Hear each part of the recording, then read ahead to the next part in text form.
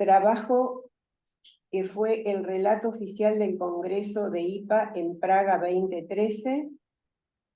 Es autora de artículos sobre teoría y clínica psicoanalítica en revistas nacionales e internacionales. Y autora de los libros La dimensión estética de la mente y de crecimiento mental. Libros traducidos al inglés. Y de autismo, una perspectiva psicoanalítica. Dicta cursos y conferencias y realiza supervisiones en distintas instituciones psicoanalíticas, argentinas y en el extranjero. Le doy la palabra a la doctora Lía Pista. Después la presento y leo su currículum. Bueno, hola a todos.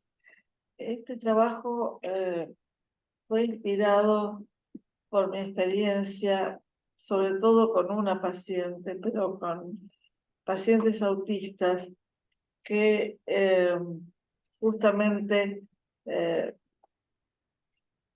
habían adquirido la capacidad de hablar el lenguaje, pero en el lenguaje faltaba la música.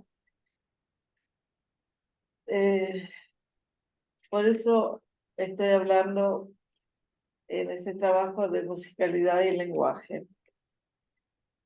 Voy a leer dos de las citas que escribí antes como introducción al lenguaje. Daniel Barenboim dice que la música es un arte que toca la profundidad de la existencia humana, un arte de sonidos que cruza todas las fronteras.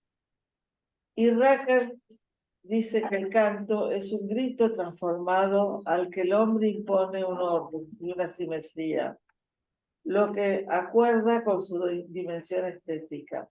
La música es antes que nada unidad en la multiplicidad.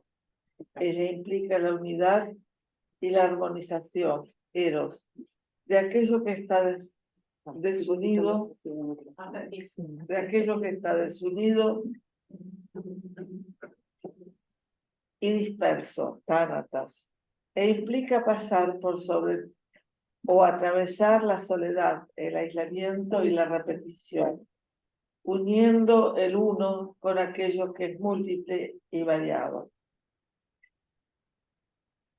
El ser humano nace con una disposición innata al lenguaje, que incluye reglas generales de funcionamiento que se manifiestan en las características formales, fonéticas, sintácticas y semánticas que subyacen a todas las lenguas humanas.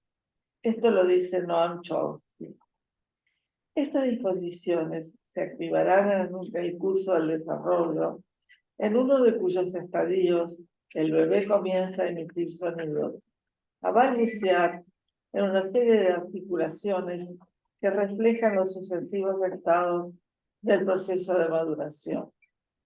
Al comienzo, el repertorio fonético del bebé es más rico que el de las características propias de su lengua natal. Este repertorio fonético del bebé empieza a reducirse cuando va desarrollando construcciones fonológicas del lenguaje que comienza a aprender, es decir, cuando llega a tener la capacidad de comprender que las diferencias fonéticas se refieren a diferencias de significado. Esta prioridad de lo fonético, la capacidad de emitir sonidos previa a comprender el significado, previo a aprender las palabras, podría implicar que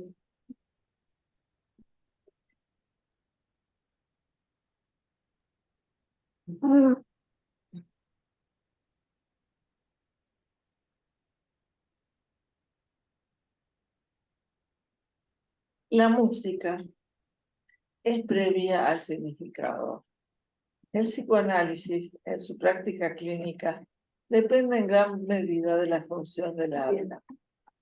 Freud se describía a sí mismo como no musical. En una carta a Fliss decía que se estaba aventurando a explorar las relaciones entre los sonidos tema con el cual no se sentía cómodo porque tenía poco conocimiento sobre el mismo debido a su falta de sensibilidad acústica.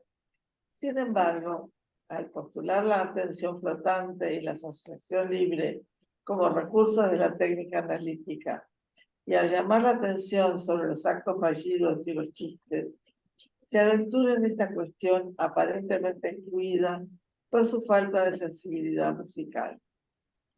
En su modo de concebir la escucha psicoanalítica, se destaca la importancia no solo de los elementos discursivos e imaginativos de la comunicación del paciente, sino que supone una clase de escucha donde se combinan los sonidos y el significado. David Lieberman realizó una profunda investigación sobre el todo clínica de la comunicación entre paciente y analista, tomando como modelo las investigaciones lingüísticas. Diferenció los estilos comunicativos de ambos integrantes de la pareja analítica, en pragmáticos, semánticos y sintácticos. Quería contarles que David Lieberman tenía un piano de cola en su sala de espera, y que el padre de David Lieberman tenía una orquesta que animaba casamientos. Entonces, Lieberman sostuvo además que el analista tenía que usar en la comunicación con el paciente al estilo de este, y que esto formaba parte de los recursos técnicos para favorecer el insight. Decía, si el universo infinito de señales que inciden sobre él en forma simultánea, estructurados con experiencias de otras sesiones, el analista logra seleccionar aquellos que en forma más certera transportan el mensaje inconsciente que el paciente le está transmitiendo, entonces, al emitir la interpretación, puede elegir un estilo, entre comillas, complementario verbal al estilo comunicativo predominante del analizando, aunque sea pocos los componentes verbales seleccionados dentro del universo de señales emitidas por el paciente. Digo estilo complementario verbal porque la interpretación es un conocimiento que se le da al paciente en forma hablada. Y citando a Chomsky, Lieberman decía, el uso observado de la lengua puede dar indicios acerca de la naturaleza de esta realidad mental. Bion, a su vez, reflexiona sobre las diferencias entre el vértice visual y el de los otros sentidos, y dirige su atención especialmente a lo que denomina la contrapartida mental de la audición, diferenciando entre ruidos y sonidos musicales. Al tomar como modelo para el funcionamiento del aparato mental, que piensa los pensamientos, el aparato digestivo que digiere el alimento, se extiende la analogía también a otros aparatos, incluyendo el oído, al cual están ligados transformaciones tales como la relación entre la música y el ruido. En este punto, surgen cuestiones acerca del significado de las primeras expresiones de la voz del bebé, en el curso del desarrollo de la función simbólica del habla. Podría decirse que son protosimbólicas, estos sonidos vocales que nacen en lo que Meltzer denominó el teatro de la boca, expresan lo que para nosotros seres humanos tiene un sentido implícito. Las madres reconocen los distintos significados de los sonidos y de los llantos de los bebés: hambre, sueño, dolor, satisfacción, alegría, etc. Si los reconocen es porque los diferentes llantos y sonidos expresan distintas emociones. Susan Langer dice que estos sonidos connotan las formas musicales como símbolos no desarrollados. El lenguaje es una forma muy compleja de simbolización. Las formas presentativas expresan las emociones de un modo diferente de las formas discursivas. Y la apreciación del significado es probablemente anterior a su expresión. Por formas presentativas, por ejemplo, Susan Langer llamaba, por ejemplo, a los rituales formas presentativas. La comprensión del bebé es anterior a su posibilidad de expresarse en palabras.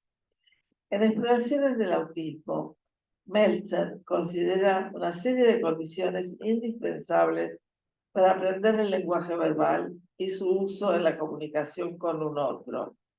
Es necesario que el funcionamiento mental sea lo suficientemente capaz de desarrollar pensamientos oníricos adecuados para la comunicación y no solamente como un modo de evacuación.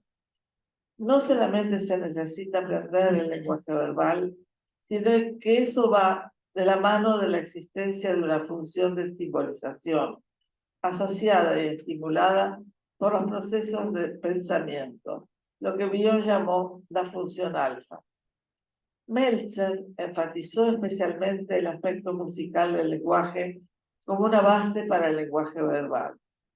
El canto y la danza, manifestados en un comienzo de los sonidos y movimientos del bebé como antecesores expresivos del lenguaje verbal, serían equivalentes a las preconcepciones, así como las llamaba Bion. También es indispensable el encuentro entre el deseo de comunicarse del bebé que emite estos sonidos y alguien que escucha, dispuesto a recibir los mensajes. Es decir, que es necesario una relación continente-contenido de beneficio mutuo entre los sonidos que emite el bebé y que recibe estos sonidos, y frecuentemente los repite dándole un significado. El infante dice pa, pa, pa, la mamá a su vez le dice sí, papá, y así va asociando el sonido pa, pa con la persona papá.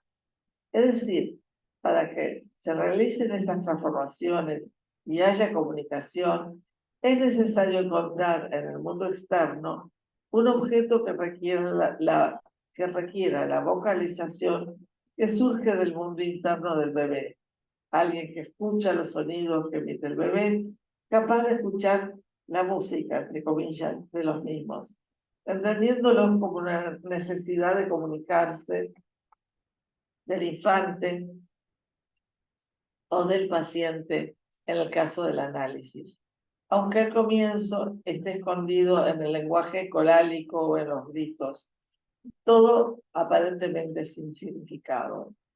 Quiero considerar ahora cuán tempranamente estos elementos están presentes cuando el desarrollo va bien y cuán profundamente perturbado puede estar cuando alguno de estos elementos falta. Habiendo pensado ya en un trabajo anterior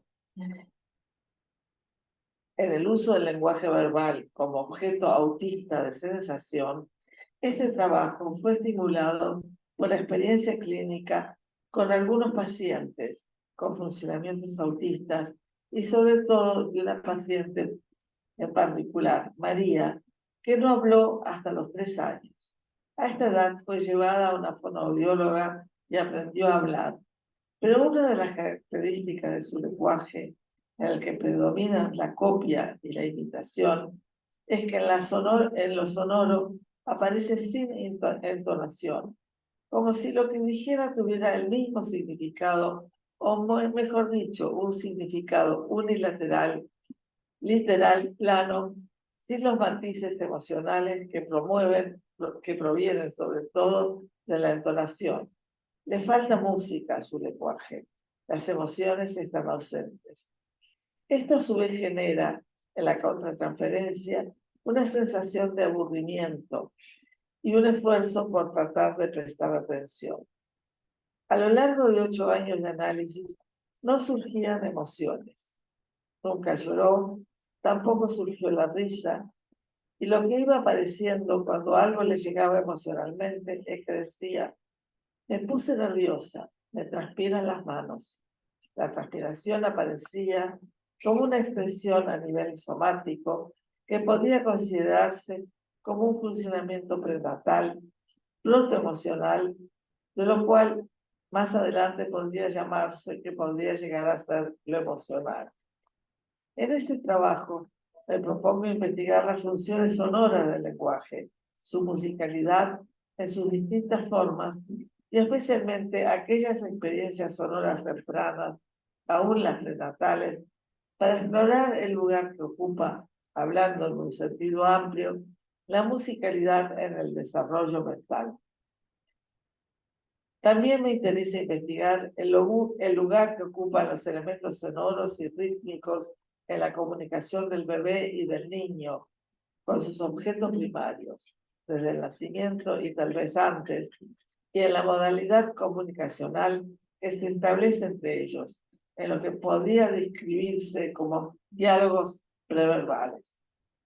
Meltzer, en su libro Vida onírica, dice que el proceso del laleo o el jugar con vocalizaciones tiene una impactante conexión con otros procesos del juego.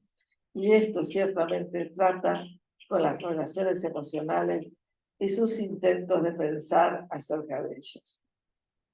Laurent Damon Boileau, en su trabajo Los trastornos del lenguaje y la comunicación en el niño, hace una importante diferenciación entre los trastornos del habla y los trastornos de la comunicación.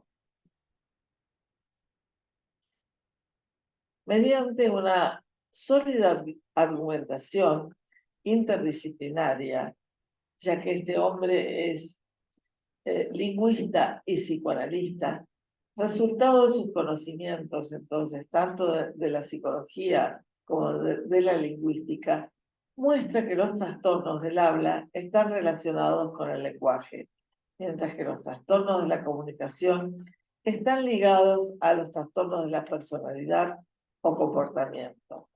Danov Boileau sostiene que es un contrasentido plantear desde el mismo punto de vista los trastornos del lenguaje, llamados puros, entre comillas, y los trastornos de comunicación. Este autor, entonces, terapeuta y lingüista, explica cómo la lingüística contemporánea aporta en este ámbito al demostrar el nexo entre las diferentes formas de enunciados, los gestos y entonación que le acompañan, es decir, la relación entre la comunicación verbal y la comunicación no verbal, y el rol del lingüista en la comprensión y articulación de estos elementos para el análisis de las interacciones comunicativas de los niños con trastornos en esta área. En su obra considera la idea de que el intercambio oral es un todo y que durante el periodo de adquisición del lenguaje se produce una retroalimentación incesante entre la comunicación no verbal, la comunicación preverbal y la verbal, siendo a su vez territorios neurológicos diferentes. En las ideas de este autor hallamos una descripción de las etapas de adquisición del lenguaje y la presunción de que el estudio de las interacciones debe remitirse inicialmente a la relación entre el bebé y su entorno, principalmente al vínculo inicial con su madre, destacando en primer lugar el desarrollo de la comunicación de emociones a través de la mímica y la mirada. Y posteriormente la aparición de la comunicación de intenciones, que estaría marcada por el uso de la gestualidad, pues la mímica constituye un primer estadio en la comunicación. Los primeros elementos de comunicación del niño son la mirada, la sonrisa y tal vez el llanto. Uno de los temas centrales de esta obra es que trae un aire innovador en lo que concierne al tratamiento de la comunicación no verbal, ya que mediante el análisis de la gestualidad y el paralenguaje en el proceso de adquisición del lenguaje verbal y el aporte de estos últimos elementos, este autor contribuye con una nueva interpretación a la evaluación de patologías de la comunicación y el lenguaje. Voy a citar algunas de sus ideas. Dice, alrededor de los 6 meses, El niño es capaz de producir fonemas con diversidad que sobrepasa ampliamente la gama de fonemas que escucha. Su producción vocal hasta ese momento es una especie de juego. Entre los 6 y los 8 meses, el bebé restringe la extensión de su producción fonética solamente a los fonemas que escucha de su madre. Es igualmente en este momento que la duración de las sílabas emitidas se estabiliza y alcanza una extensión similar a aquellas producidas por el adulto. Existe entonces un contraste entre las sílabas de duración normal y las sílabas de mayor duración, que toman un valor de comunicación expresiva, de esfuerzo o de queja, por ejemplo. Una de las explicaciones que este autor nos aporta, radica esencialmente en asumir esta transformación como una maduración del sistema nervioso, permitiendo así un ajuste más estrecho de la producción de sonidos y la percepción. En otros términos, alrededor de los 6 meses, el niño ya utiliza la lengua que habla su madre de una manera particular. Alrededor de los 8 meses, es capaz de expresar sus intenciones, dando claramente sus mímicas expresivas espontáneas, dándole a estas mímicas un valor de juego y un valor de un signo. Emociones como la sorpresa, el placer, la excitación y la irritación toman una suerte de característica que Danone Boileau relaciona con la aparición de los primeros gestos convencionales y los primeros ritos sociales en la adquisición del lenguaje. En este sentido, se destacan además de la emergencia del signo, la multiplicación de los juegos de intercambio con la madre, que es una suerte de lenguaje. Uno de los aspectos interesantes de este trabajo es la introducción desde la perspectiva psicoanalítica de la hipótesis sobre elementos no verbales que analiza en esta etapa del desarrollo del niño. Por ejemplo, el señalar con el dedo índice y el conjunto de juegos por intermedio de los cuales el niño designa a su madre, a los elementos de la realidad que le interesan y que implican una atención conjunta. Los trastornos de la comunicación se relacionan con la producción lingüística en la interacción con un otro. Toda puesta en práctica del lenguaje implica un intercambio con el otro, y quien habla debe constantemente tener en cuenta las reacciones de a quien se dirige. Todo elemento lingüístico implica una articulación entre lo que el individuo produce y aquello que recibe del otro, tanto por el canal de comunicación como por el canal de lenguaje. Por lo tanto, toda producción lingüística exige una doble puesta en relación entre diferentes modalidades de la producción del discurso: gesto, mímica, entonación, fonología, y la adaptación de esta producción a la comprensión del otro, revelado a través de los signos que el otro emite. Danone Boileau formula una explicación sobre los trastornos de la comunicación no verbal y la relación con la pragmática en los niños autistas. Y así desarrolla nociones como las de intercambio utilitario pragmático y proposiciones de carácter global sobre la comunicación autística.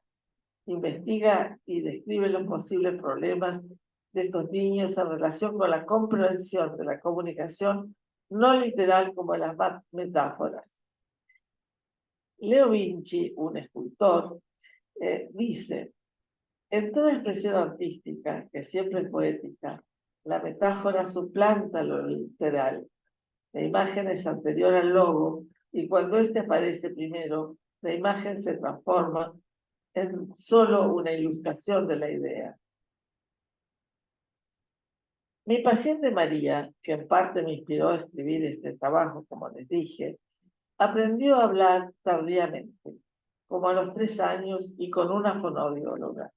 Hoy puede comunicarse a través del lenguaje, pero siempre sobre cuestiones de orden práctico. Nunca habla de lo que siente o de lo que piensa.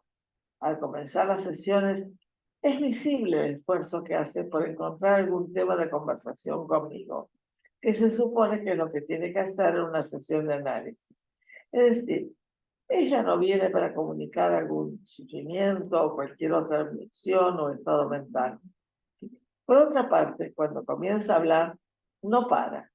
Es muy difícil interrumpirla para decirle algo o que deje un espacio para que yo pueda referirme a lo que ella está hablando. Es decir, el diálogo se hace bastante difícil. Es necesario que yo repita varias veces su nombre e incluso haga algún gesto para generar un espacio y poder decirle algo. A pesar de que se lo he señalado muchas veces, este modo de hablar, que impide un diálogo entre nosotras, todavía el diálogo es muy difícil. Mi hipótesis es que en esos momentos lo que predomina no es el habla para comunicar, sino las sensaciones que produce con su lengua y la boca al hablar. No es un hablar a un otro. Pensando sobre el hecho de que Laurent Danon utiliza la dimensión del juego y que toma en cuenta el conjunto del cuerpo como una unidad comunicativa, puedo decir que María, que comenzó su análisis a los 7 años, no jugaba, y también esa dificultad hoy en día se evidencia en lo que hace tan difícil el diálogo. En principio, tanto el hablar como el jugar implican un proceso de simbolización y un otro, ya sea como objeto interno y o externo. Laurent Danon propone algunos principios simples que permiten observar diferentes patologías pertenecientes a los distintos desórdenes de manera diferenciada, evitando confundirlas o vincularlas. Asimismo, expone que la gran diferencia entre las patologías relacionadas con los trastornos del lenguaje y los trastornos de la comunicación radica en que en los primeros es el lenguaje el núcleo del trastorno y que aquellos que pertenecen a los trastornos de la comunicación implican una zona de turbulencia. En los trastornos del lenguaje hay causas externas al mismo. Desde un vértice psicoanalítico podemos considerar la relación continente-contenido. Los trastornos del lenguaje pueden evidenciarse en su uso, por ejemplo, en el uso evacuativo como una acción cuya función es la descarga o evacuación. Los trastornos en la comunicación se relacionan con la dificultad en la diferenciación yo-no yo, por ejemplo, en el uso de los pronombres. Por otra parte, también estos trastornos nos llaman la atención sobre la constitución del aparato psíquico. Para que se constituya lo que Biot llamó la función alfa, es necesario que se desarrolle un aparato psíquico con la diferenciación entre consciente e inconsciente, y por lo tanto que se desarrolle un proceso de simbolización, puesto que la función alfa es la que diferencia entre una cosa en sí misma y una idea. El espacio mental, el inconsciente, es infinito e incognoscible en forma directa. Es detectable solo a través de sus transformaciones. Una de ellas, la transformación de pensamiento, supone la restricción de ese espacio, que está implicado en el pensar mismo y que requiere de la función alfa. Esto significa que todo pensamiento conlleva la tolerancia a su cualidad negativa, la tolerancia a la frustración, es decir, a lo no incluido en su enunciado. Otra restricción es que el lenguaje nombra al objeto, pero el nombre no es el objeto en sí, la cosa, sino que es una no cosa, es una representación, una idea, y además es un sistema en tránsito. Su cualidad de pensamiento supone un aspecto no saturado y un sistema en tránsito hacia nuevas experiencias con las cuales aparearse. Me interesa investigar el pasaje a la acción, el lenguaje usado como una forma de evacuación o de acción sobre un otro, como una intolerancia a estas restricciones, aunque la acción también puede acompañar al lenguaje cuando es usado para comunicar. Es posible diferenciar entre un funcionamiento psicótico y un funcionamiento autista, considerando la falla del proceso de simbolización. Esto me parece muy importante. En el caso de los pacientes autistas, como mi paciente María, el lenguaje no es usado para comunicar, ni tampoco como acción evocativa o manipuladora, como sería en la psicosis, sino para producir sensaciones en la boca, en la lengua, equiparables a las sensaciones táctiles que produce en su boca con los labios, cuando llega a hacer huecas o pasando la lengua por el interior de las mejillas. Esta producción de sensaciones táctiles está al servicio de la no diferenciación entre la boca, la lengua y el pezón. María, cuando a lo largo de su análisis por momentos logró la diferenciación, esto tenía que ver con los sentimientos que predominaban y que se le daban en la relación con el abuelo, figura paterna, pero que no era el padre. El padre es un señor rígido, ordenado, con mecanismos obsesivos, y él hacía y hace las diferenciaciones a niveles prácticos, entre comillas. Otro punto al que quiero hacer mención se refiere a los problemas derivados de otro tipo de contacto emocional, referidos al sentir que uno existe y el ser sí mismo, lo que Winnicott llama ser uno consigo mismo. María encontró una posibilidad de ubicarse en un aprendizaje que le interesaba y al que ella se refería como me gusta, evocándome algo relacionado con la relación gustativa con el pecho. Este aprendizaje tenía que ver con la postura y con el ventil. Una vez más, la imagen corporal. La comunicación implica, cuando es una verdadera comunicación y no una emisión de sonidos, un contacto, una conexión con uno mismo y con el otro que escucha. En María, lo que podía observar es que cuando hablaba y no la podía parar para decirle algo, ni ella ni yo existíamos. El hablar era una forma de desconectarse de sí misma y del otro con el predominio de lo táctil. Conocerse a sí mismo ha sido una forma clásica de concebir el psicoanálisis que implica el contacto con uno mismo. Cabe preguntarse cuándo comienza la vida mental y si es posible hablar de que sus raíces son prenatales. El bebé intrauterino escucha y recibe estímulos en ese sentido, ya sea desde el cuerpo materno, como los latidos cardíacos, y también desde el mundo exterior, ya que sabemos que acusa recibo, por ejemplo, cuando en el medio ambiente hay música y responde con ciertos movimientos, cuestión que las ecografías han confirmado. Es posible que el oído sea un factor significativo en el desarrollo psíquico prenatal, por lo menos en la parte más avanzada del embarazo. En cambio, el encuentro con la madre a través de la vista recién ocurre después del nacimiento. Cuando el bebé nace, se encuentra con un mundo diferente del intrauterino. No solamente pasa de un medio líquido a uno gaseoso, sino que es un mundo en donde surge desde ya la vista y un mundo sonoro diferente. Pero podemos conjeturar que las experiencias intrauterinas, que por lo pronto pueden ser agradables, desagradables e incluso dolorosas, las sonoras entre otras, dejan huellas en el psiquismo del bebé. Cuando el bebé nace, la voz de la madre, el canto lo calman. Así muchas veces deja de llorar. Podemos suponer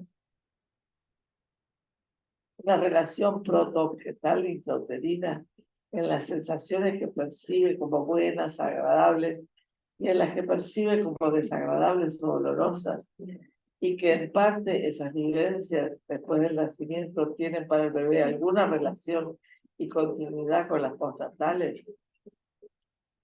Otra pregunta que podemos formularnos es si esta continuidad, esta relación, es un factor dentro de lo que podríamos llamar la continuidad en la vivencia de existir, de ser, del escuchar prenatal de la voz de la madre, no tiene la misma continuidad como, por ejemplo, en los latidos cardíacos. Pero además, a diferencia de los sonidos que provienen del cuerpo de la madre, los sonidos de su voz tienen una característica personal. De algún modo, la madre comunica al bebé intrauterino diferentes estados emocionales a través del timbre, del ritmo, etcétera, de su voz. Una posible conjetura es que desde el momento en que el bebé en el útero es capaz de percibir la voz de la madre, esta experiencia... No, me perdí. ¿Qué dice acá? 10 minutos más. ¿Cómo? 10 minutos. Acá cortamos. 15. Bueno, a ver, ¿dónde puedo cortar? De algún modo, dice, estoy diciendo que la madre comunica al bebé intrauterino diferentes estados emocionales a través del timbre, del ritmo de su voz, etc. Una posible conjetura es que desde el momento en que el bebé en el útero es capaz de percibir la voz de la madre, esta experiencia lo enfrenta con la otredad, un otro con el cual el infante puede relacionarse, ya que a diferencia de los sonidos corporales maternos, que son continuos, la voz es discontinua.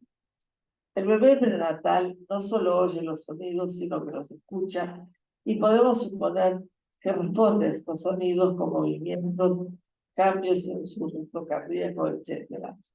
En una investigación interdisciplinaria que hace unos años hicimos con un grupo de colegas donde había también médicos obstetras, etcétera, acerca de la relación mamá-bebé intrauterino a través de las ecografías en distintos momentos del embarazo y entrevistas a la mamá a la que le preguntábamos por sus sueños. Una de las observaciones mostró que cuando las mamás eran más desconectadas emocionalmente, el bebé se movía poco, y en mamás más vitales, el bebé se movía con más vitalidad en el útero. Estoy viendo qué es lo que puedo cortar, ya que me acaban de comunicar que hay 10 minutos nomás. Entonces, la voz materna conserva bastantes elementos melódicos del ritmo y del timbre, como para hacerla reconocible. Y esto implica que esto podría implicar, o podríamos llamar la música materna, que ha dejado huellas a través de las experiencias intrauterinas. A ver, Meltzer dice, con respecto al nacimiento psíquico protonatal y prenatal, parece probable que en la historia de la humanidad los primeros casos de imaginación fueron expresados bajo la forma de canto y baile. En antiguos rituales, cantos y danzas se llevaron y celebran aún hoy en día en grupos y nunca solos. Lo que Meltzer conjetura acerca de la evaluación filogenética sería también válido para la prehistoria ontogenética. Y si aún el patalear y los movimientos del bebé prenatal tuvieran que ver con una relación con la mamá, lo que me parece importante es que el bebé ya nace con una historia de vida prenatal y va definiendo características de personalidad propias que se forjan luego en un sistema de vínculos familiares. Salteo, de acuerdo con el carácter emocional de conexión empática de la madre, de su bebé o no, esto aliviará o no las ansiedades del bebé. Y mi pregunta sería si esto influencia el desarrollo del lenguaje en el bebé y de qué modo. Podemos suponer que aún en los primeros meses la respuesta vocal de la madre, si es empática, ayuda al bebé a metabolizar y aliviar sus ansiedades. Podría suponerse que la potencialidad de la vocalización comunicativa está enraizada en los orígenes remotos del tiempo, del desarrollo de una actividad protomental, cuando surgió la función de la memoria, función que a su vez tiene la capacidad de preservar las experiencias pasadas que permiten aprender de la experiencia. Esta potencialidad de la vocalización es lo que Meltzer considera cuando se refiere al canto y a la danza como antecesores filogenéticos. Podemos observar que los cambios de entonación, la música, cambian en los distintos lenguajes y desde ya en las distintas culturas. Todos conocemos el cantito cordobés, por ejemplo.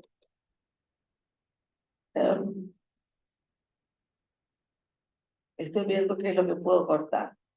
¿Qué sucede con el lenguaje y su alteración en los funcionamientos autistas, donde podemos observar desde el mutismo hasta una ausencia de ritmos vitales y vitalidad en la comunicación verbal? En los funcionamientos autistas hay la necesidad de no cambio. Todo tiene que ser igual. Lo que se refiere no solamente al lenguaje verbal, a las palabras que se pronuncian, al modo de colalia, sino que se relacionan con la misma voz que se aplana y suena mecánica y repetida. Ninguna palabra transmite algún matiz emocional. En los niños autistas funciona la omnipotencia con la que se protegen, entre comillas, del riesgo de descubrirse como solos y aislados. La vivencia de decepción y frustración de los terapeutas ocurre cuando experimentamos que el chico vacía nuestras palabras igual que las suyas, al repetirlas sin ninguna entonación musical, como un disco rayado. La falta de entonación en el lenguaje parece similar a la falta de control de esfínteres. El sentido de tener o no conciencia del propio cuerpo y tener conciencia de uno mismo. Mi paciente María tenía una conciencia de sí misma muy precaria y al mismo tiempo paradojal. Cuando cumplió 15 años me dijo que había dejado de hacerse pis en la cama y me contó que le cambiaron el colchón y que el colchón anterior tenía olor muy feo. Al poco tiempo, en una entrevista con los padres, me entero de que todo esto era mentira. No había dejado de orinarse en la cama, es decir, tenía la inteligencia para mentir, pero al mismo tiempo su enorgueces seguía y evidenciaba lo que parecía ser una falta de conciencia de sí misma y de sus sensaciones corporales. Todavía a los 20 años le ocurrió un día orinarse en la calle. Había salido de su trabajo, no pudo pensar en usar allí el baño, y en el medio de la calle sintió deseo de orinar. No se le ocurrió que podía ir a un bar y se hizo pis en el medio de la calle. En el tratamiento analítico hizo falta trabajar mucho, mostrándole su falta de interés y la falta de conexión consigo misma. La falta de interés estaba vinculada con la falta de conciencia de sí misma, que se fue desarrollando de a muy poco y expresándose en la frase, esta soy yo, y señalándose a sí misma. En relación con el funcionamiento autista, algunos autores describieron la desaparición de las identificaciones proyectivas, una forma primitiva de comunicación, como lo concibe Biot, y el predominio de una identificación adhesiva, donde predominan la bidimensionalidad. Mi paciente María parecía carecer de posibilidad de darse cuenta de la secuencia rítmica entre hablar y escuchar. Una vez que comenzaba a hablar, seguía y seguía, y era muy difícil que se diera cuenta que yo quería decirle algo. Es interesante además la relación entre esta verborragia que seguía y seguía y la falta de control de esfínteres. Cuando María a los 20 años logró ese control, sobre todo de noche, también mejoró su comunicación, pudiendo hablar, transmitiendo algo significativo. Mi percepción cuando María comenzó a transmitir algo significativo es que ella sentía que lo que decía venía de dentro de ella, por lo tanto comenzaba a tener una dentro. Pareció que al empezar a tener el control del esfínter, un control sobre la apertura y cierre del esfínter urinario, también se diera cuenta o se diera más cuenta del lenguaje, lo que decía con la boca al abrirla y cerrarla, y un manejo más coordinado de lo que representaba a través del lenguaje y lo que decía a través de la boca. lo que ocurría antes es que la imposibilidad de una alternación rítmica entre lo que ella decía y lo que yo intentaba transmitirle hacía que una conversación, entre comillas, diálogo, fuera imposible.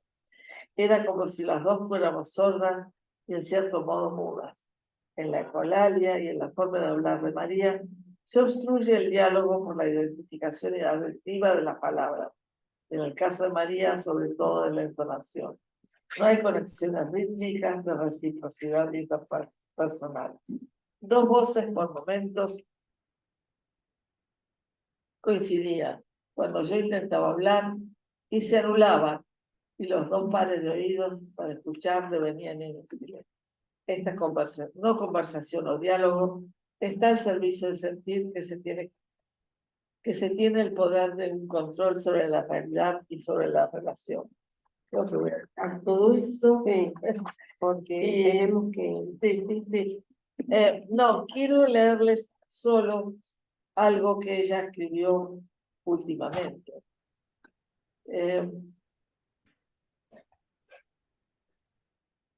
De todo lo que hemos dicho, podemos deducir la importancia que los analistas funcionen como una caja de resonancia para recibir los elementos sonoros que pueden pasar desapercibidos si se presta solo atención a lo temático. Por eso podemos hablar de la necesidad de una escucha orientada musicalmente. El reverie es un canal de comunicación e implica la habilidad de reconocer las necesidades del otro. Y ahora voy a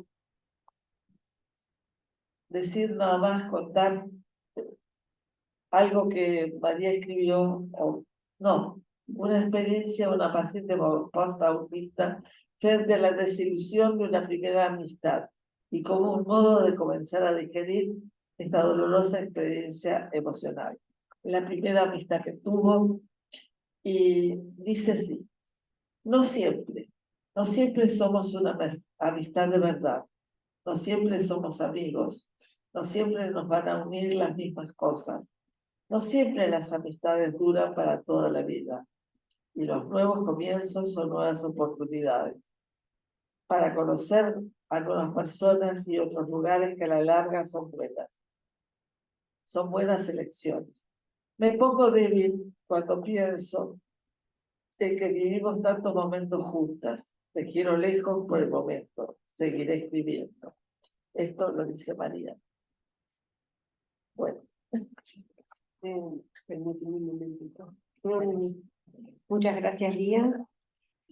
Voy a presentar a la doctora Lilia Bordone de CMNUC, médica psicoanalista y psiquiatra, miembro didacta de la Asociación Psicoanalítica de Buenos Aires, exdirectora de la carrera de especialización en psicoanálisis del USAM, es directora del Departamento de Investigación del UPSAM, directora de investigación de FEPAL, autora de numerosos aportes psicoanalíticos publicados en las revistas de psicoanálisis.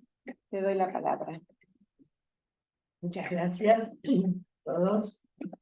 Bueno, quiero agradecer especialmente a Lía por haberme invitado a hacer el comentario sobre un trabajo tan importante y denso por momentos, porque la verdad que hay que pensar cuando uno lee cada una de las frases y desde ya a SAP también por haberme dado la oportunidad de estar acá y de conocer el edificio de ustedes. Hace mucho que no venía y estoy teniendo la oportunidad. Bueno, trataré de comentar este trabajo. El eje de la comunicación de Lía es poner de relieve la musicalidad existente y necesaria en el lenguaje comunicativo, así como también algunas de las alteraciones derivadas de esa carencia, como las manifestadas en el autismo, para intentar, por último, sugerir terapéuticas psicológicas que subsanen esta ausencia. Según Meltzer, al que Lía cita en numerosas oportunidades, esto se puede lograr acentuando la actitud psicoanalítica de observar y comprender más que con el uso de la interpretación misma. Claramente está relacionado con la musicalidad. Se plantea el interrogante de cómo hacerlo. Todo el trabajo de Lía discurre a lo largo del estudio de las formas simbólicas existentes en lo verbalizado, algo muy reconocido por los psicoanalistas, pero que va más allá hacia el rescate de los protosímbolos presentes en las expresiones como la música, el canto, la danza. Lía realiza este rescate apoyándose en autores psicoanalíticos como Meltzer y no psicoanalíticos como la filósofa educadora Susan Langer, autora del libro Filosofía en una nueva clave. Esto es, se apoya en estos autores cuando recurre a lo teórico, pero luego lo enriquece con el aporte de su observación sobre la paciente María. El lenguaje verbal reconoce, como pensamos, la existencia subyacente de un símbolo que se expresa en la palabra, pero el símbolo, que a la vez corresponde a un significado, puede expresarse también de otras maneras. Aun cuando se observa, aun cuando se acepta que lo lingüístico alcanza una gran potencialidad expresiva, también sabemos que cuando un significado se manifiesta solo mediante un vocablo, podemos encontrarnos con un símbolo rigidizado, carente de la plasticidad de la polisemia. Y ahí en este campo nos deslizamos hacia una posible distorsión de la comunicación verbal, como puede ser la concretización del pensamiento, noción propuesta en su extremo por Anna Sigal como ecuación simbólica en el caso de los pacientes psicóticos. Sin recurrir a estos extremos, encontramos también que el componente emocional puede estar disociado de la significación, como por ejemplo ocurre en la obsesividad, o que los símbolos que subyacen a las palabras se gastan por un uso muy convencional. Nos preguntamos qué correspondencias podrían tener estas observaciones clínicas con las nociones de deterioro de la plasticidad neuronal de las que hablan los neurofisiólogos.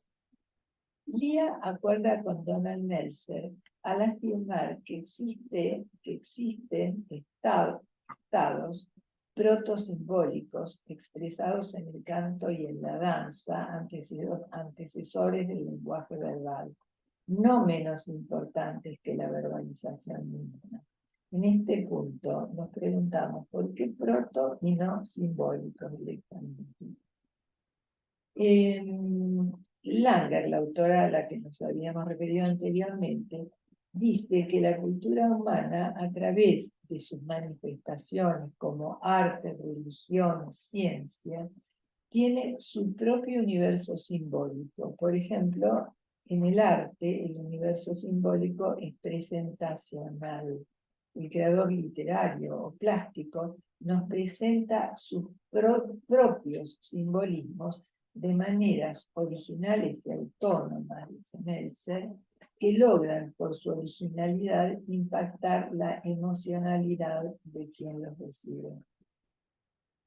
Entre los estudiosos del tema persiste abierto un debate sobre la relación evolutiva de la adquisición del lenguaje y la musicalidad, y entre ellos, un autor destacado como Fitch habla de un proto-lenguaje musical también. En el siglo XIX, Darwin consideraba la música como precursora del lenguaje, remontándose a la evolución filogenética. Carroll, en 2003, sugiere que habilidades vinculadas al lenguaje y de la música habrían generado cambios en el cerebro del chimpancé unos 7 u 8.000 años atrás. El canto y la danza son, repito, antecedores expresivos del lenguaje verbal. Meltzer estudió la evolución filogenética de los grupos humanos, pero también arriesgó que la evolución filogenética tendría su correspondencia ontogenética, lo que ella ya planteó. Nos permite pensar entonces que las danzas rituales podrían corresponderse con el canto y la danza del bebé aún tan tempranamente como en el útero materno. Apelando a la teoría bioniana, Lía hace un aporte original a mi manera de ver al plantear la hipótesis de la equivalencia de estas expresiones protosimbólicas con las preconcepciones, en tanto estas son por definición un continente a la espera de un contenido que a la vez es la realización. Se sigue por consecuencia que los movimientos, el canto y la danza del bebé se vayan transformando en palabras, sonidos que al conjugarse con los datos provenientes de otros sentidos, visión, tacto, van representando unívocamente un significado. Por ejemplo, mamá, papá, para referirnos a los más básicos. El trabajo de Lía busca más adelante una ilustración clínica con el caso María, la niña autista que no comenzó a hablar hasta los 3 años. María parecía haber reemplazado sus emociones con manifestaciones de ansiedad como temblor y taquicardia. Sabemos que estas manifestaciones no son excluyentes de los cuadros autistas. Cualquier neurótico podría reemplazar su emocionalidad por un síntoma, sobre todo los de la serie histérica o obsesiva, por manifestaciones corporales. Y esta, por otro lado, también es parte de la dinámica que reconocemos en las somatizaciones. Quizás en el autismo la distorsión es más primitiva, no quizás en Olivia afirma que sí. No se trata solamente de represión o formación sintomática, sino de alteración en la formación de símbolos, particularmente por falta de relevo materno. En este sentido, cobran relevancia las ideas de Mrs. Vick, que afirmaba que los niños autistas habían tenido madres deprimidas. Esther Vick, al igual que Klein, le daba mucho valor a sus observaciones y a la intuición, que ligaba con fenómenos observados, resultando de allí mini teorías explicativas muy coherentes. Un tiempo más tarde, estas hipótesis fueron corroboradas por las observaciones de los movimientos fetales por ecografía, observándose que los movimientos eran mucho más frecuentes en madres, en niños, de madres normales que en aquellas deprimidas. Quisiera ahora destacar las diferencias entre trastornos de habla y trastornos de la comunicación a las que no solamente se refirió, sino explicó Lía, tema muy estudiado por el autor Tanon Boileau y también bastante conocido por los pediatras. Está aceptado que el bebé comprende el lenguaje hablado desde el tiempo antes de utilizarlo. En el autista faltaría la comunicación emocional que le da espesura a la palabra, que sin esa emocionalidad suena mecánica y carente de las múltiples significaciones que le dan los vínculos y los usos del mismo lenguaje simbólico. Es aquí donde la musicalidad, tonos de voz, modulación comunican y logran el eco y la repercusión. Creo que otro aspecto a destacar, y al que Lía se refiere, es las diferencias entre el lenguaje autista y el psicótico. En este último afirma que el uso es evacuativo, hasta el punto en que se pueden borrar las diferencias yo, no yo, siendo el borramiento una consecuencia del uso masivo de la identificación proyectiva. Digamos, planteo esto porque, claro, la identificación proyectiva no es un mecanismo que nosotros pensemos en los autistas. Entonces, el borramiento ahí es de otra naturaleza. En María habría una búsqueda de sensaciones de la boca, quizás con el fin de diferenciar boca, lengua del pezón. De ello se puede deducir que estas acciones tendrían un gran valor en relación al reconocimiento de partes del cuerpo propio y del ajeno. Desde Freud sabemos que el yo se estructura parcialmente sobre la imagen corporal. Al darse cuenta del otro, del no yo, a ese darse cuenta, le precede la toma de conciencia del sí mismo Por eso, la diferencia de las sensaciones corporales sería tan importante para María y también permanecerían un tiempo mayor en ella y en las personas que como ella están dentro del espectro autista. Volviendo a la musicalidad, en música es tan importante la armonía de los sonidos como los silencios. En este punto subrayamos la importancia de la falta de continuidad de la voz materna en el surgimiento del pensamiento mismo. La ausencia del sonido, y agregamos, la falta de una respuesta permanente por parte de la madre, daría lugar a una conciencia rudimentaria, quizás un reflejo de las nociones yo, no yo. La falta de continuidad sería entonces, de la voz, ¿no? Sería entonces una expresión primaria del darse cuenta de la separación, la toma de conciencia que genera angustia, pero también pensamiento.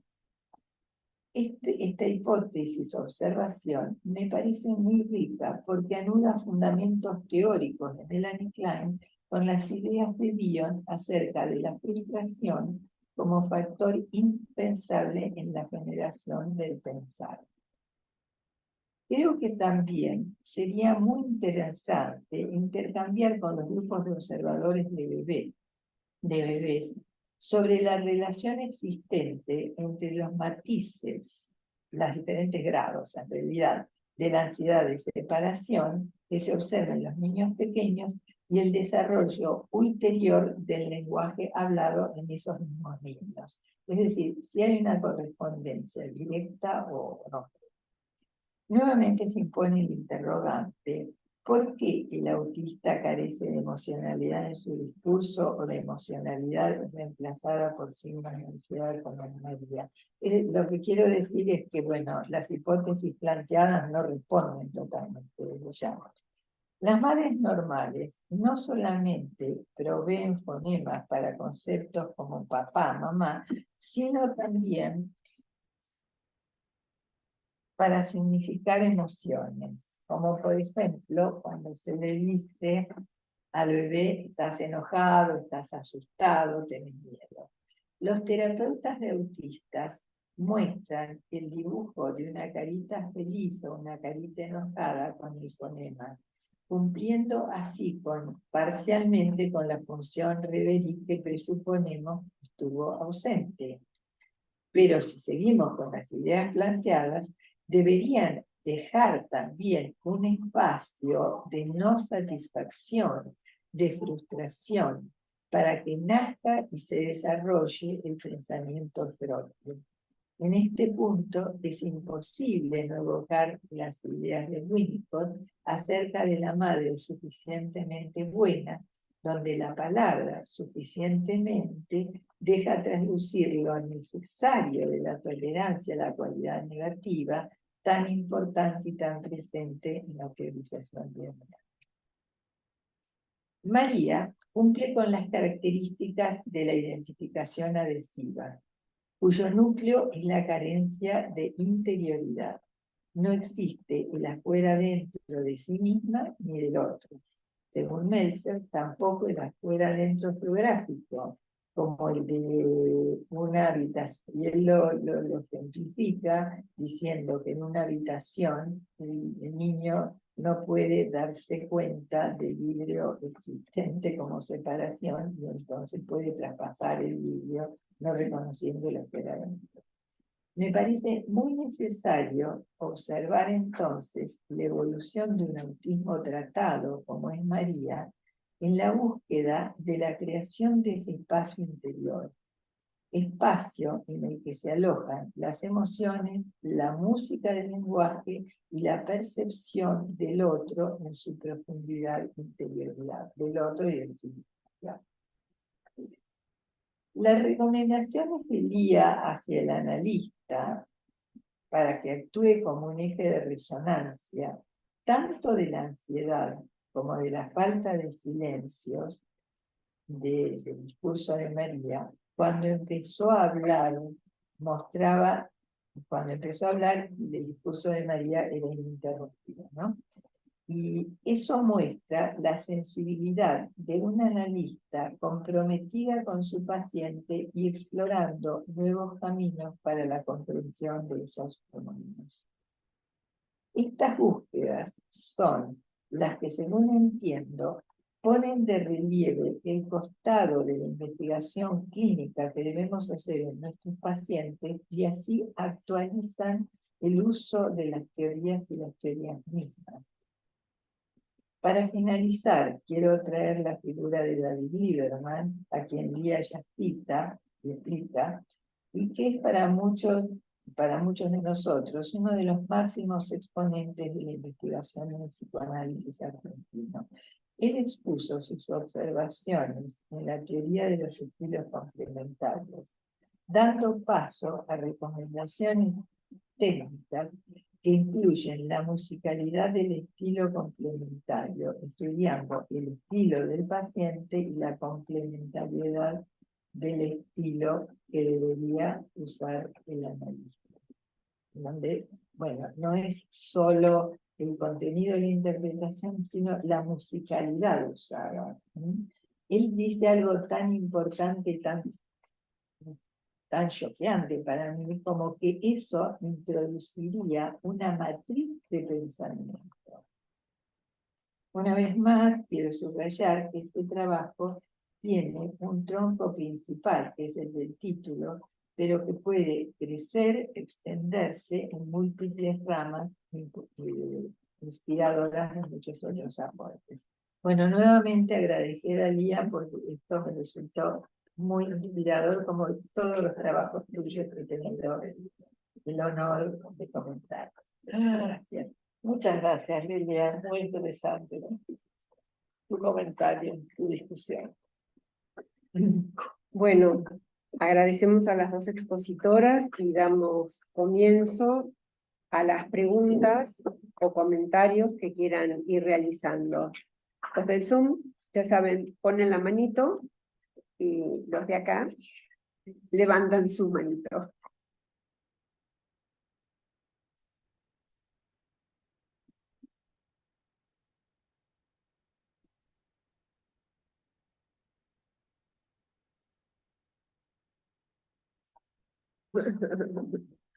Intensos.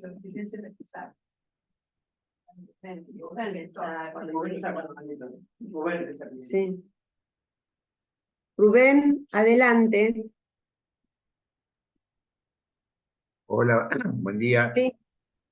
Bueno, en principio quería felicitar la profundidad, la densidad informativa del trabajo de Lía, que me parece que en términos generales entra dentro de la profundidad que tiene un psicoanálisis interdisciplinario que jerarquiza investigaciones que no son psicoanalíticas, pero que han llevado a desarrollar profundos cambios y pensamientos en el psicoanálisis, ¿no?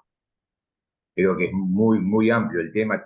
La verdad que tendría que releer el trabajo nuevamente. Creo que en términos generales, bueno, es muy valioso para la clínica del autismo, pero no solo para la clínica del autismo.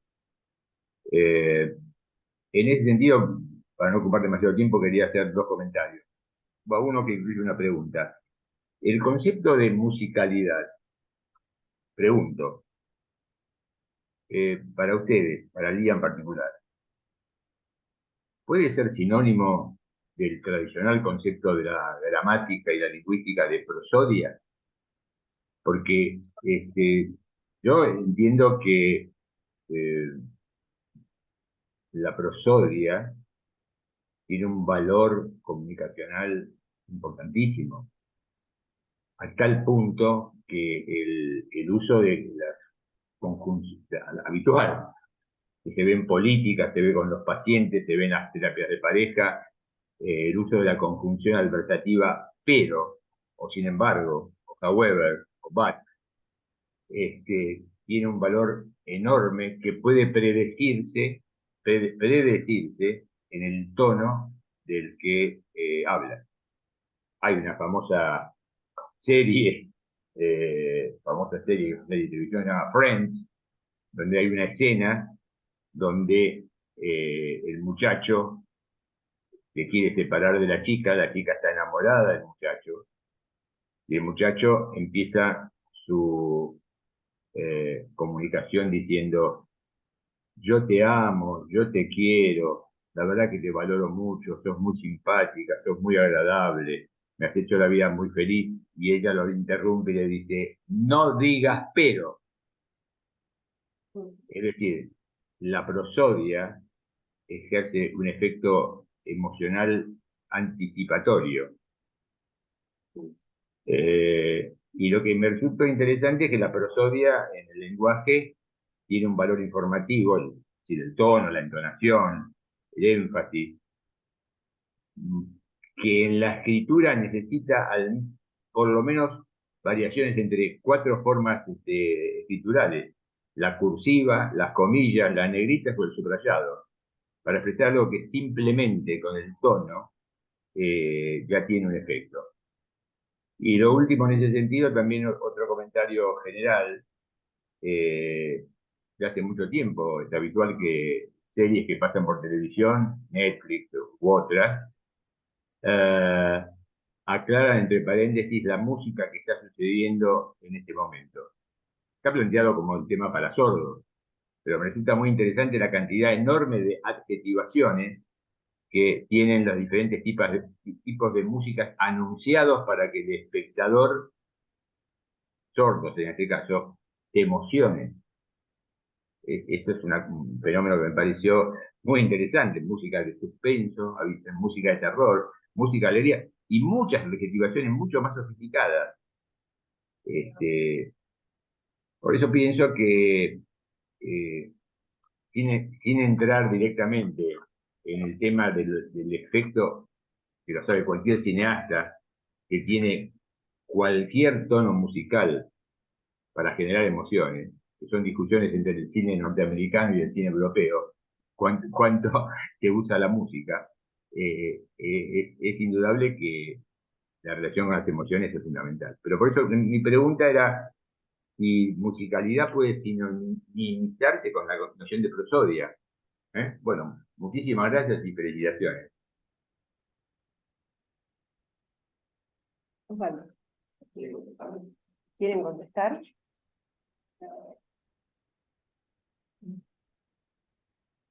No, es solo para pensar, me parece un aporte lo de la prosodia, pero también en cuanto a la música, es decir, la forma, no solamente el contenido de lo que hablan, de lo que dicen los pacientes. Sí, el pero, el sin embargo, tienen un sentido de la relación con un otro, me parece. Es decir, vos decís esto, pero yo digo aquello, o a mí me parece, pero que es otra cosa. Sin embargo, también es como una relación con un otro o como con una diferencia de opinión.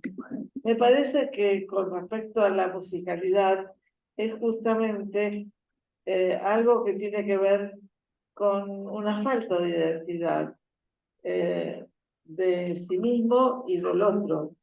Es decir, es como hablar de una máquina. Y una máquina me parece que no tiene identidad. Sí, sabemos que es el televisor,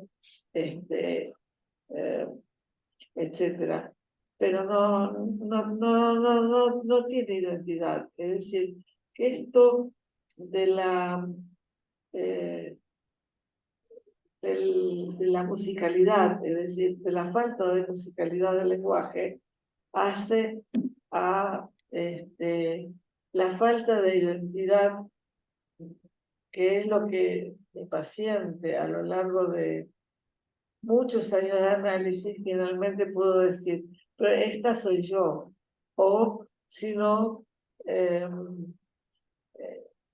aparecen los síntomas somáticos, me transpiran las manos, en lugar de el sin embargo, o no estoy de acuerdo, o me, me angustia esto que usted me dice, me transpiran las manos, que es bastante diferente. Sí, sí. No sé si puedo responder la pregunta como pregunta, pero sí asociar lo que se me ocurrió. Yo creo que la musicalidad tiene que ver fundamentalmente con los sonidos, no la comunicación, obviamente. La comunicación puede ser también sin sonidos, pero la musicalidad del lenguaje tiene que ver con sonidos. Y lo que yo entiendo más básicamente es que en el lenguaje común tantas veces decimos palabras y cambia totalmente el sentido según el tono de la voz, ¿no? Lo clásico. Claro. Muy distinto a que vos le digas a alguien, che, boludo, pero le digas, boludo, y que uno lo escucha en la calle todo el tiempo y tiene distintas significaciones, y por otro lado, generan también muy diferentes respuestas. Así como también, de una manera más evocativa, diría, generan distintas respuestas. La lectura, por ejemplo, de una prosa común, se me ocurrió, y de la prosa de una obra de teatro. Vieron que las obras de teatro te ponen las pausas correspondientes, así como en la música vos decías, ¿no? Como en las películas, te ponen las pausas correspondientes a la entrada de un personaje, al otro, a un suspiro, etc. Pero ahí las emociones son evocadas, no escuchadas con los oídos. Y me parece que eso genera algo distinto. Ya sé que no he contestado, pero bueno, lo que se me ocurrió. No, sí, sí, sí. La lectura de un poema se define por los tonos. Claro. Claro, fundamental. El 30% de las, leí un trabajo el 30% de los conflictos de pareja están definidos por el tono en el cual me dijiste. El tono por el cual me dijiste. El son, el tono, el volumen de la voz. Volumen de la voz, sí, todo eso. O el pero, sí, pero. O el pero, el famoso pero, claro. Bueno, yo estoy de acuerdo con lo que ustedes plantearon, pero... Él está de acuerdo con lo que nosotros dijimos, pero a mí me parece que eso es algo más obsesivo, ¿viste? El obsesivo te corta, no digo que vos lo seas, ¿eh? El obsesivo te corta. le doy la palabra a Lucas y después a Osvaldo Menéndez. Bueno, muchas gracias. ¿Se escucha bien? Sí, perfecto. Bueno, muchas gracias por los dos trabajos. Allí estoy con el teléfono, con lo cual no veo a todos los integrantes, pero vi un pedido de que también podamos tener el trabajo de la doctora Bordone y lo reitero, así lo podemos leer lentamente.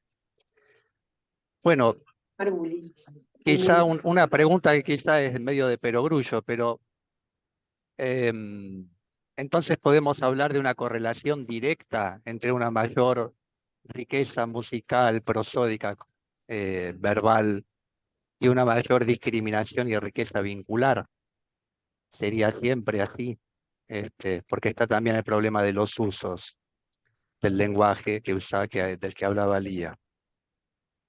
Por otro lado, pensaba cómo afecta la virtualidad a toda esta dimensión expresiva, los tratamientos a distancia, la virtualidad. Si conocen algún tipo de estudio al respecto, me interesaría. En alguna reunión científica nuestra, ya no recuerdo bien cuál, hace tiempo, hablábamos de todo el énfasis en remarcar los movimientos frente a la cámara con los pacientes, especialmente en situaciones donde hacía falta una contención que no estaba dada por la presencia. Y otra cuestión que pensaba más asociativamente es lo paradójico que resulta, lo realmente bastante rompedor de cabezas que resulta, la existencia de un lenguaje perfectamente interactivo, cada vez más sofisticado, que incluso puede usar una prosodia adecuada y sin embargo no tener sujeto detrás, como es el caso de la inteligencia artificial, que evoluciona cada vez más hacia una interacción muy eh, difícil de discriminar de la interacción humana, ¿no? Bueno, muchas gracias.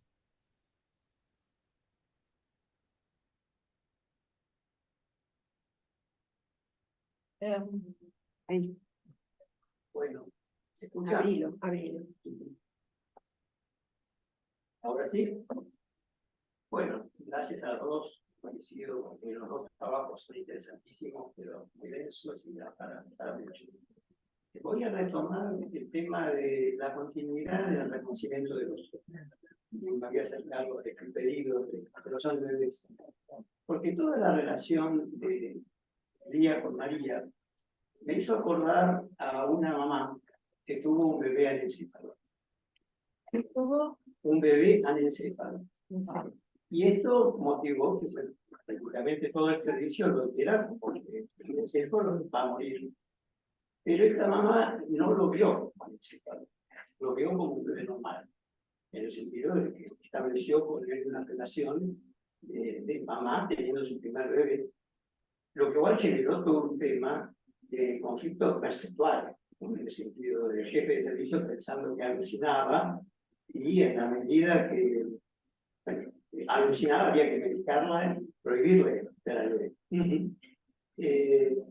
Ella, yo diría que me convenció a mí con el vínculo, digamos, de los tres, ¿no? Digamos, yo viendo un monstruo, ella viendo un bebé que era muy querido y que ella me mostraba que era parecido al padre, que tenía rasgos de ella. Bueno, defendí la postura de ella de que no se la podía separar y que había que dar la evolución. La evolución se pensaba que iba a ser que el bebé iba a morir. Y en el céfalo no tenía calota, los ojos. Era un monstruo, excepto, digamos, de así por abajo. Pero ese bebé dio 9 meses. Y en la interacción, además, ella todo el tiempo me contaba sueños. Yo estoy teniendo sueños, porque además ella sabía que tendría el encéfalo de los 5 meses. Sin embargo, decidió nada. Y lo que fue cambiando en la tonalidad de los sueños es que cuando el bebé llegó a los 9 meses conseguimos el traslado a un sector de chicos dañados. Y entonces ella soñó que el bebé tenía 30 años y que estaba internado en un lugar donde había habitaciones. El bebé no estaba en una habitación, estaba en un pasillo, en una camilla en el pasillo. Y ella preguntaba por qué no tenía habitación y simultáneamente pensaba, pero esto es vida, digamos. Es decir, era una mamá que evidentemente sería lo opuesto de una mamá autista, de una autista según este Rick, un rebelde tremendo, donde ella le daba vida. Ella evidentemente veía algo y lograba que todo el medio, porque además se convirtió en la madre de la sala, y el bebé además fue creciendo y llegó, por ejemplo, a sonreír, en el sentido de que yo llegaba y decía, ahora me reconoce y sonríe. Es decir, se fueron dando situaciones que cambió el diagnóstico. Además de anencéfalo pasó, bueno, el diagnóstico era que había un problema de tallo cerebral, pero que tenía corteza. Es decir, me llevó mucho a la pregunta que en algún momento surgió mientras Lía hablaba, diciendo, por ejemplo, que la paciente había dicho una mentira. Bueno, que ella ahora le cambiaron el colchón, todo eso. Yo, por supuesto, trabajé con esa mujer siempre con la idea de mentiras, ¿no? De que ella desmentía la realidad y que yo la acompañé y la ayudé a que pudiera ver, digamos, que la vida de este chico, digamos, estaba muy limitada y creo que la ayuda fue hacia ella. Pero la pregunta sería hacia las dos si la continuidad del reconocimiento del otro, porque también Lía plantea como que va y viene, esta chica a veces habla, no reconoce al otro, de repente el otro aparece, hay discontinuidad. A mí esta experiencia me afectó muchísimo en cuanto a mis pacientes en este sentido, ¿no? De cómo se le puede dar vida si hay continuidad, que tendría que ver también con lo que Lucas plantea de la virtualidad, hasta qué punto este tipo de situaciones son posibles manejarlas a la distancia. Acá hubo una mamá internada 9 meses, todo el tiempo con él, y un bebé que pasó de ser dado por muerto a que vivió 9 meses y finalmente murió cuando se lo trasladaron en los brazos. Bueno, Diana, los comentarios de ustedes. Diana y después las vos y Está bien.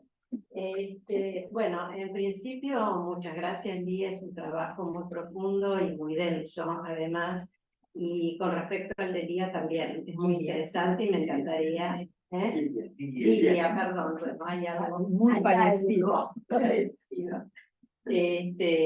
Pero bueno, digo las cosas que se me ocurrieron. Este autor que vos traes, que me parece muy interesante, que plantea las diferencias entre el manejo del lenguaje y el manejo de los problemas de comunicación, y pensaba, sin remitirme a pacientes a lo mejor tan graves como los autistas, pensaba en los pacientes normópatas, ¿no? Que tienen un discurso muy reiterado, casi como de, no sé, de noticiero, ¿no? Y cómo el trabajo, digamos, en la contratransferencia y demás, implica a veces tener que, bueno, encontrar la forma de conectarlo con el afecto, ¿no? O en pacientes también obsesivos, ¿no? Donde el lenguaje y la forma, digamos, el sentido, la significación afectiva es muy difícil de obtener. Y por otro lado, pensaba que vos en varios momentos dijiste cuándo empezó, hacías preguntas sobre cuándo empezó la vida mental, si no es prenatal y demás, y citaste a muchos autores, pero me parece que aquí hay un gran ausente, que es Arnaldo Raschkoski, que hace más de, no sé, 60 años habló de psiquismo fetal. Es decir, si bien no tuve oportunidad de releer hace muchos años, que lo he leído, sin embargo, bueno, él, digamos, hace una apuesta fuerte sobre la existencia de una vida prenatal, ¿no? Bueno, por ahora eso. ¿Puedes contestar algo? Porque si no, no. ya te doy el micrófono. Es todo de ustedes. A ver. Bueno, es interesante que haya surgido la virtualidad, porque desde la pandemia es lo que ocurre, y creo que se continúa, por lo menos en mi experiencia, aunque la pandemia aparentemente haya terminado. De todos modos, igual en la virtualidad uno escucha la música de lo que están diciendo. Es cierto también que están los gestos, pero me parece que la música, lo que uno dice, es decir, uno puede decir pero, uno puede decir sin embargo, pero también puede de alguna manera expresar el pero y el sin embargo a través de cómo lo dice.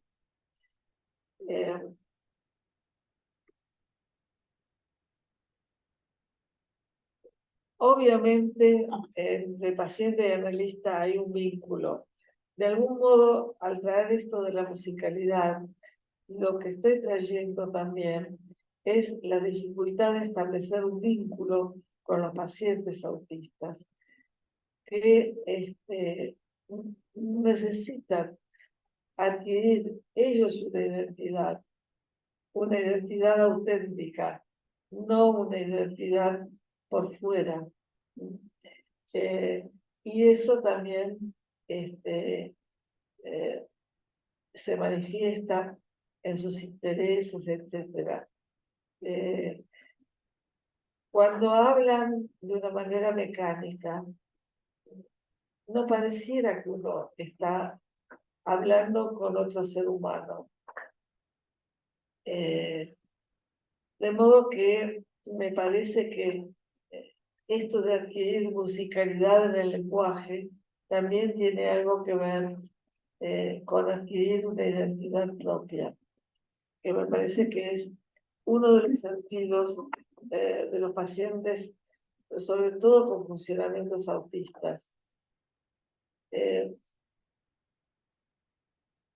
Creo que los sueños, ¿no? Es decir, el caso que trajiste realmente es muy dramático. Es decir,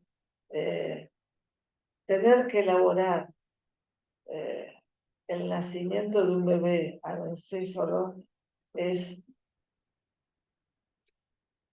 por decirlo menos, muy triste, porque uno espera 9 meses ese bebé. De modo que pienso que los sueños de tu paciente le deben haber ayudado a elaborar esa pérdida, porque bueno, unos meses de vida o lo que fuera, pero es más que unos meses de vida. Sí. Me parece que uno de los duelos más terribles es la pérdida de un hijo.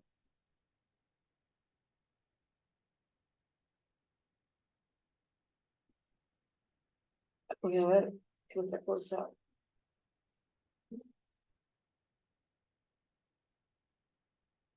Bueno, los pacientes no homópatas, lo que vos decís, son pacientes que en los que la identidad falla. Es decir, de algún modo son lo que nosotros con David Lieberman trabajamos mucho de los pacientes sobreadaptados, que de alguna manera no tienen conexión con sus emociones. Entonces, ahí en el libro del cuerpo al símbolo, lo que nosotros desarrollamos es la idea de que en lugar de la posibilidad simbólica, y me parece que la música en ese sentido tiene algo que ver con la capacidad simbólica. Faltaba, es decir, faltaba la identidad. Yo lo que les conté mientras escribía, mientras les hablaba, era que Lieberman tenía un piano de cola en su sala de espera. Y su papá era animador tenía una orquestita y animaba cumpleaños y animaba casamientos. Había algo, me parece, de lo que decía Lilia, que me parece interesante, que es dejar espacio para el otro. Primero mi anotación.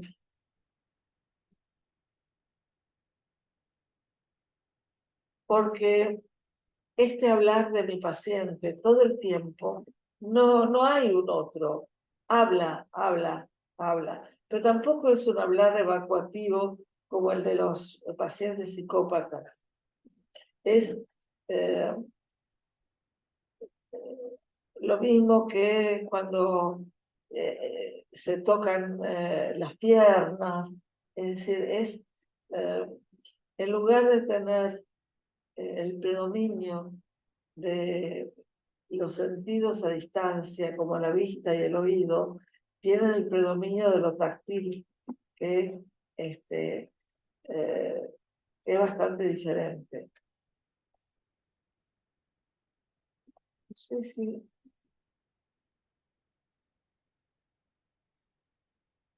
Nosotros hicimos, nosotros quiero decir, hace mucho tiempo, era un obstetra y era un ecografista. Hicimos una investigación de mujeres embarazadas en distintos momentos de su embarazo y luego después del nacimiento del bebé. Lamentablemente vino una de esas catástrofes políticas de nuestro país y el grupo se disolvió, gente se fue, etcétera. Pero era muy interesante ver que las mujeres desconectadas, realmente el bebé no se movía, No sé En si cuanto a la me- diferencia entre mentira y desmentira, alguna de las dos puede tomarlo. Ah, sí. Mentira y después. Y claro, cuando ellos dicen que la paciente le miente, tiene inteligencia como para mentir, y dicen que, bueno, que ya superior Sí. al nivel, si el colchón, todo eso. Si eso es mentira, es mentira, ¿no? Y bueno, pero hablamos de aspectos de personalidad. Tenía un aspecto de la personalidad, es alguien inteligente, tan inteligente como para mentir. Porque saber lo que es la verdad es Claro, pero una paciente que no tiene registro de que tiene ganas de orinar, ¿no? Me hace ruido esto de pensar que tiene una intencionalidad. y Por ahí sí, yo estoy- y ¿por qué me dijo que ya no se hacía más pis? Que le habían cambiado el colchón y ya no se hacía más pis.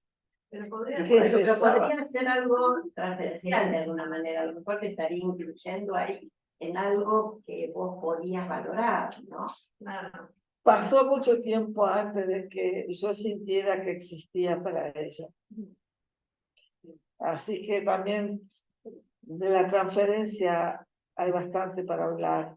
Yo quería Pero agregar acá algo, perdón, María, me cuele, pero como yo quería agregar algo respecto de lo que ellos traían, porque uno podría llegar a poder ponerse un poco contento, digamos, de que esta paciente, por ejemplo, diga una mentira, por ahí sí, porque pensaba en los chicos cuando exploran, los chicos chiquitos, que de pronto prueban, ¿no? Y empieza a existir, bueno, hay un otro al que engañar ahí, ¿no? Digo, yo no sé, podría pensarse como un esbozo de un tanteo de algo también, la mentira, ¿no? Pensaba, venía al caso, por eso me colé. y a lo mejor, No, lo sé. no sé si te puedo contestar, pero o quizás la respuesta sea demasiado simple, pero lo que yo sí creo es que hay diferentes partes verdaderamente de la personalidad que se desarrollan asincrónicamente, digamos, ¿no? Entonces, sí puedo más o menos concebir la idea de que esta María, esta paciente, no tenía bien claro la noción de adentro afuera, digamos, ni en lo orgánico, ni en lo somático, ni en lo psíquico, ni en lo geográfico, como dice Meltzer, pero que al mismo tiempo había otro aspecto de su personalidad capaz de entender qué es lo que el medio externo le está pidiendo a ella que haga. De hecho, aprendió un lenguaje. Y fíjense que es interesante lo que dice Lía, porque lo aprendió con la fonoaudióloga, no lo aprendió con la mamá, lo aprendió con la fonoaudióloga y entonces habla como habla la inteligencia artificial, a lo mejor, que tampoco usa pronombres ni sujetos, digamos. Así habla la inteligencia artificial y por supuesto, respondiendo también a Margulis, dice cosas que son, la inteligencia artificial dice cosas que son coherentes, pero que pueden ser, en parte pueden ser coherentes y en parte totalmente contradictorias, porque no tiene, parece, una autocrítica, aunque, según lo que he estado leyendo últimamente, va aprendiendo, como las computadoras, de sus propios errores. Entonces pareciera que se está pudiendo corregir ahora, ¿no? Pero esta parte me parece interesantísima, que realmente hay diferentes aspectos de la personalidad con diferentes desarrollos, y entonces eso es muy descolocante para el que lo escuche, ¿no? En lo que decías vos, es impactante este paciente, ¿no? Yo pensaba, este niño que nació sin cerebro, Un paciente que son claro, y cuya mamá parece haber desarrollado una capacidad de reverie que requirió solamente del saber de la existencia de un ser viviente dentro de sí, pero que ya aceptó desde el embarazo que iba a seguir, es decir, que iba a seguir viviendo. Ella ya lo hizo vivir, digamos, y mantuvo la comunicación con él, y me parece interesantísimo el hecho que finalmente soñó que este niño ser viviente se moría en un pasillo a la edad de 30 años. Se moría entre la vida y la muerte, digamos, en un estado, en algo muy provisorio, que es como había vivido solamente a expensas del reverí y del amor materno, porque si no yo no puedo ni entender cómo, por ejemplo, pudo sonreír ese ser viviente que era anencéfalo y sin el tallo espiral, ¿no? Por supuesto que Pero cambió el diagnóstico. claro. El médico después dijo que sí, no era encéfalo, sino que tenía una lesión en el tallo. Ah, tenía una lesión en el tallo, Sí, fue pero cambiado. no era un encéfalo, porque si no, no se puede, yo no puedo entender. Bueno, la verdad está mal, porque Claro. cambió el diagnóstico. Claro. Ya no puede meses de vida. Claro, claro.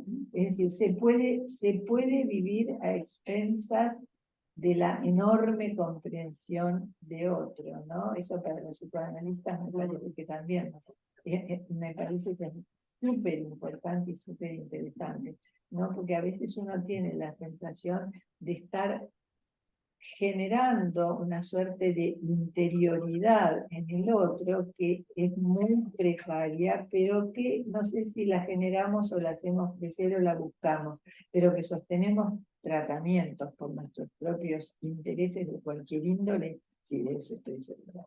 Lo sostenemos la vida, digamos, de un tratamiento y muchas veces una persona. Lo que sí he visto es que en pacientes con un grado moderado de obsesividad, por ejemplo, tienen discursos en donde no existe el pronombre, en donde muchas veces no existe el sujeto, y que a mí me hacen pensar de que realmente no hay una diferenciación yo-no yo, porque la impresión contratransferencial que tengo es de que le están hablando, me están hablando a mí, pero dentro de su mente, porque a menudo yo tengo que preguntar, a ver, ¿de quién estás hablando ahora?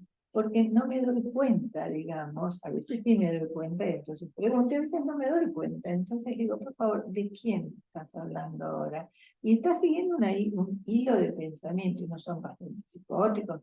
Me pregunto si no hay algo de las barreras autísticas de las que vos también estudiaste. Y sobre todo dijiste una palabra muy importante, que es la interioridad. Sí. Me parece que estos pacientes, igual que los pacientes sobreadaptados, parecieran carecer de interioridad, de algo que decimos, esta, como dijo mi paciente, esta soy yo.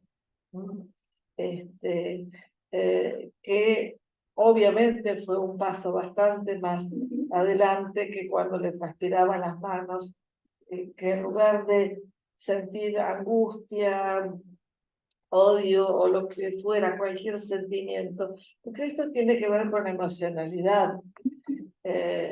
Y si no tenés interioridad, tampoco tenés emocionalidad. Los normópatas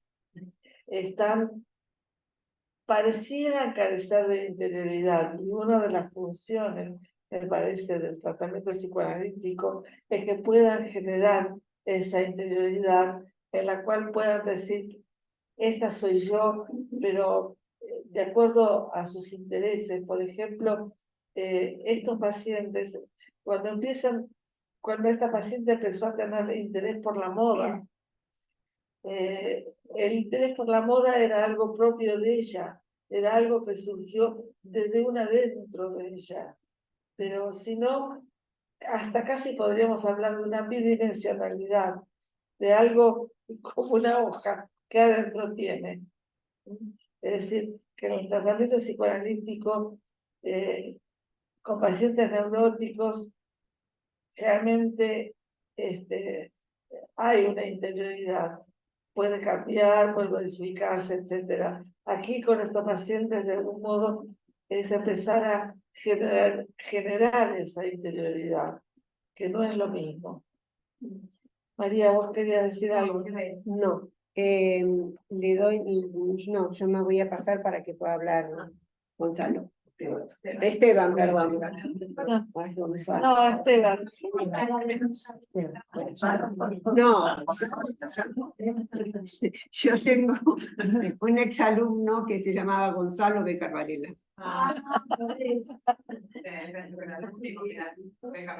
Estoy venciendo, a mí me cuesta hablar en público, así que por ser ustedes.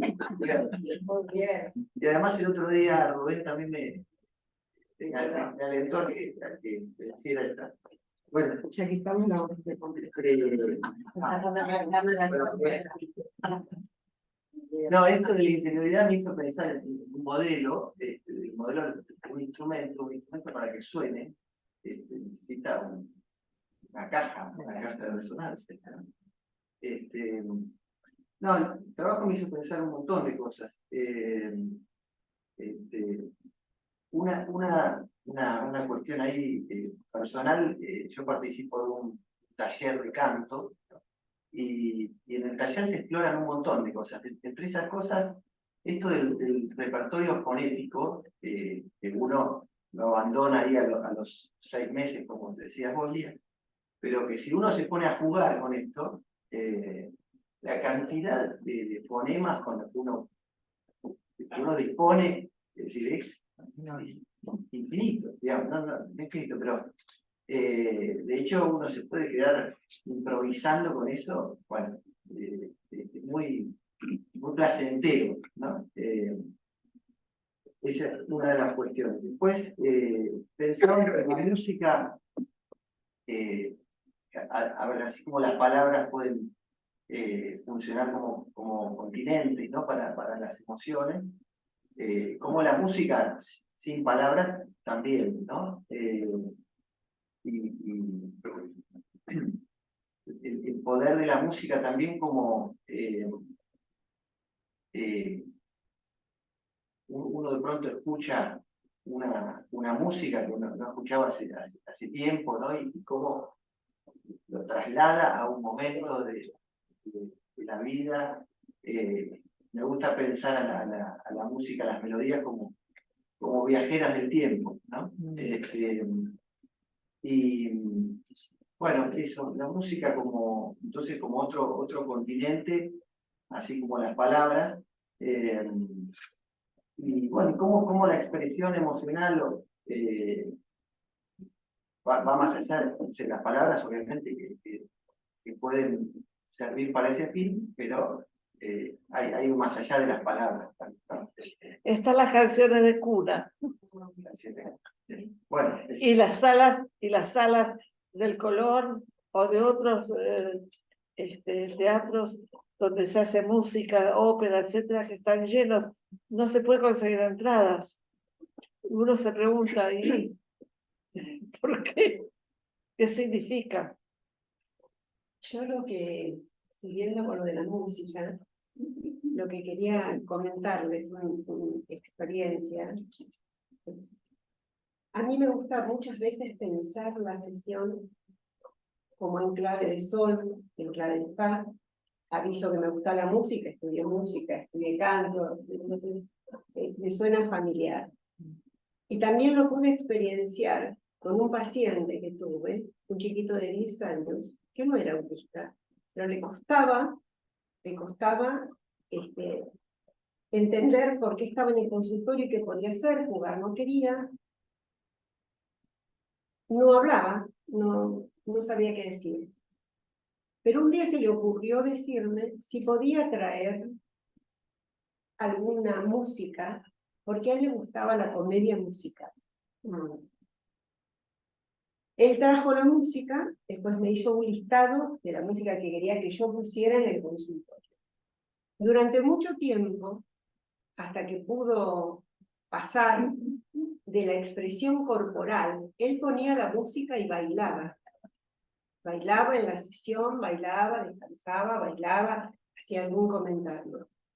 Hasta que con el tiempo empezamos a trabajar de otra manera, donde a través de empezar a explicarme el lenguaje del cuerpo de él, qué quería decir con eso que hacía, qué quería representar, pasamos después a las sesiones con el juego y con la palabra.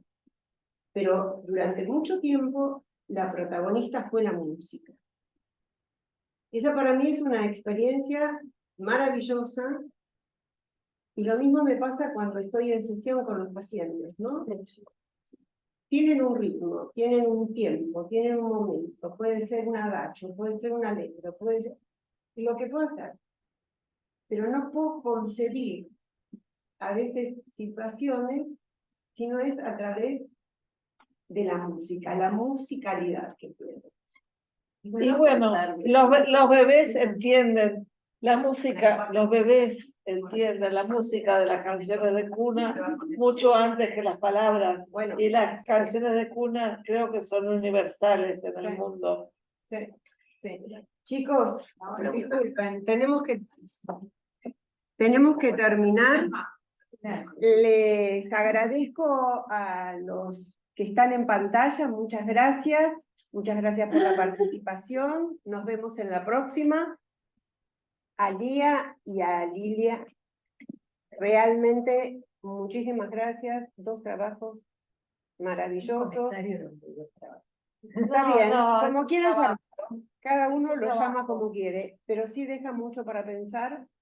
Y bueno, gracias y felicitaciones. Felicitaciones. Nos vamos con la música a otra parte. Hasta la próxima. Chao, gracias. Chao. Adiós. A ver, está todo el comentario, como bueno. Digo que lo tuve que leer varias veces. Yo trabajo para